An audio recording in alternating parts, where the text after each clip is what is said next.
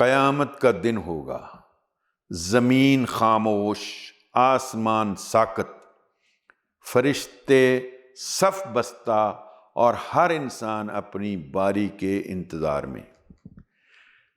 تب قرآن بھی بولے گا، اگر وہ خوش ہوا تو کہے گا اے اللہ یہ تیرا بندہ مجھے پڑھتا تھا، عمل کرتا تھا، راتوں کو جاگتا تھا، اسے جنت عطا فرما۔